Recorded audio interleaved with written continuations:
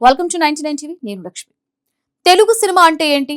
భారీ సెట్ల, వేల కోట్ల వసూళ్ల, ప్రపంచపు వ్యాప్త గుర్తింప, లేక ప్రేక్షకులని మంత్రముగ్ధులను చేసే కథల?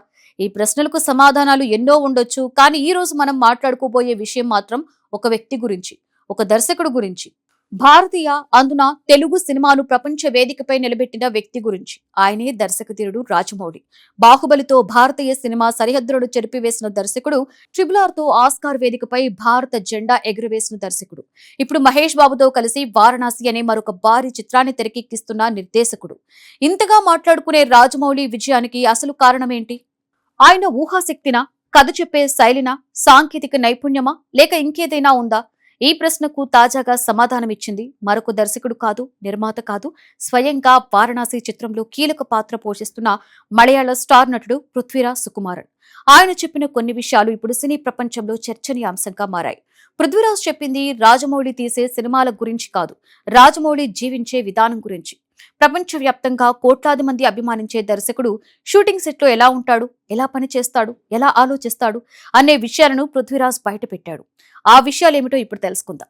సాధారణంగా ఒక దర్శకుడు భారీ విజయాలు సాధించిన తర్వాత కొంత రిలాక్స్ అవుతాడు, ఎందుకంటే తనని తాను నిరూపించుకోవలసిన అవసరం ఉండదు. కానీ రాజమౌళి మాత్రం అలా కాదట.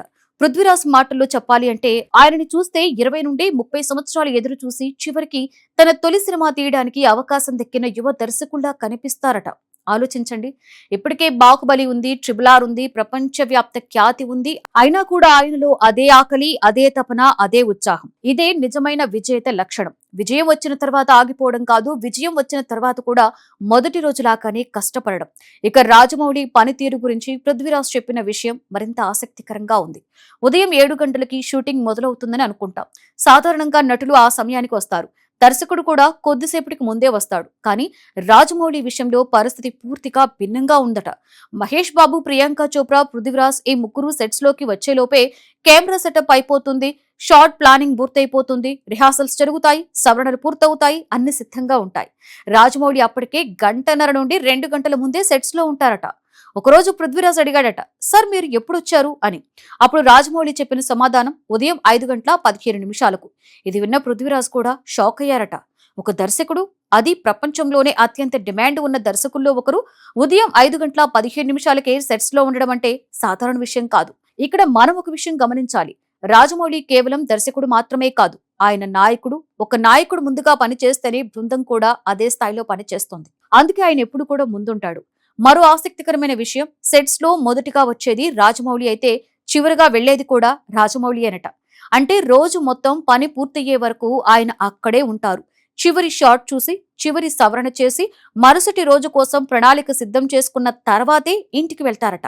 ఇదే క్రమశిక్షణ, ఇదే ఆయన అంకిత భావం, ఇదే విజయం వెనుక ఉన్న అసలు శక్తి. ఇక లంచ్ బ్రేక్ విషయం అయితే మరింత ఆశ్చర్యాన్ని కలిగిస్తోంది.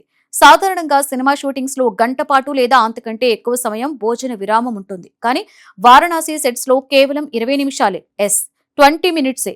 ఇది విని చూసి కొందరు కఠినంగా ఉందని అనుకోవచ్చు. కానీ భారీ సినిమాలలో ప్రతి నిమిషం విలువ కోట్ల రూపాయలు. అనేక వేల మంది పనిచేస్తూ ఉంటారు, వందలాది మంది సాంకేతిక నిపుణులు పనిచేస్తారు. అలాంటి సమయంలో సమయ నిర్వహణ అత్యంత కీలకం. రాజమౌళి దాన్ని చాలా ఖచ్చితంగా పాటిస్తున్నట్లుగా పృథ్వీరాజ్ చెప్తున్నాడు.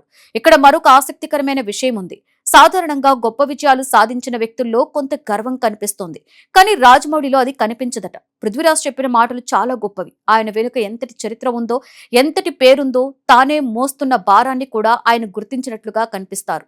ఇది సాధారణ వ్యాఖ్య కాదు, ఒక విజయవంతమైన వ్యక్తికి వచ్చిన అత్యంత పెద్ద ప్రశంస.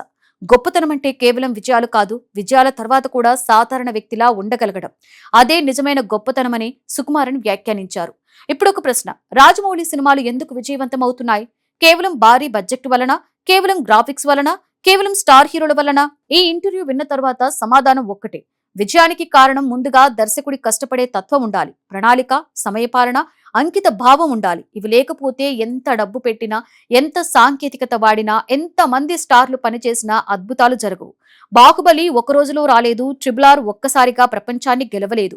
ఆ చిత్రాల వెనుక సంవత్సరాల శ్రమ ఉంది, వేల గంటల ప్రణాళిక ఉంది, అలుపెరగని కృషి ఉంది.